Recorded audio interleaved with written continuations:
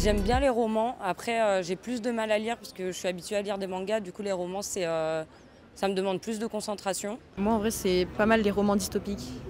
Enfin, c'est un futur qui va être Catastrophique. ouais, catastrophique. Voilà. Enfin, c'est pas un futur espéré, quoi. J'aime bien l'absurde, par exemple Camus, j'aime bien.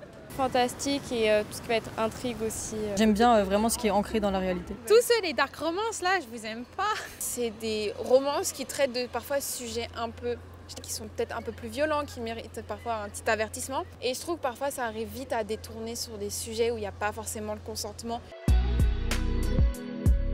Plutôt papier, ouais.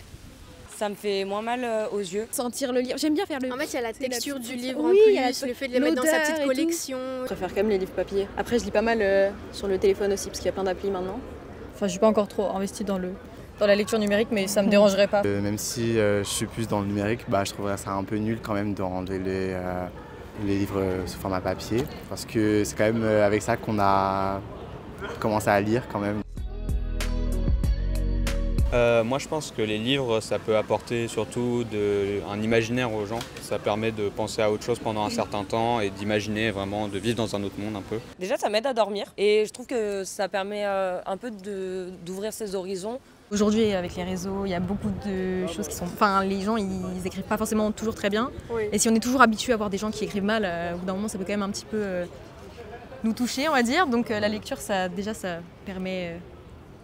de bien voir des choses bien écrites, bien formulées. Et je pourrais ajouter aussi que la lecture, ça peut aussi faire réfléchir. La lecture, tu es obligé de te concentrer et ton cerveau, il va partir, il va divaguer et toi, tu vas être obligé de le ramener à la lecture. Et puis ça, c'est quand on va dire un livre est un peu dur à lire.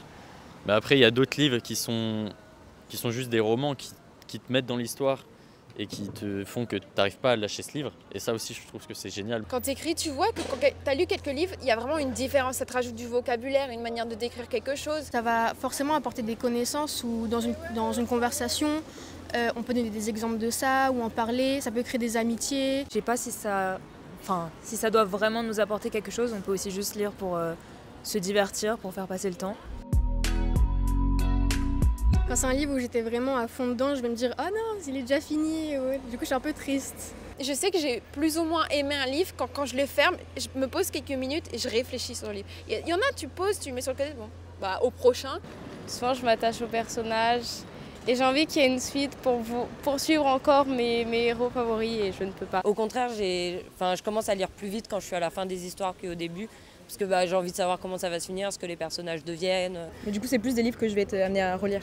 J'ai cette nostalgie, on va dire. Toutes les bonnes choses ont une fin, comme un bon film, comme une bonne série, comme une relation amoureuse, amicale. Quand c'est fini, c'est toujours dommage, mais c'est ça aussi qui est beau, c'est le cycle.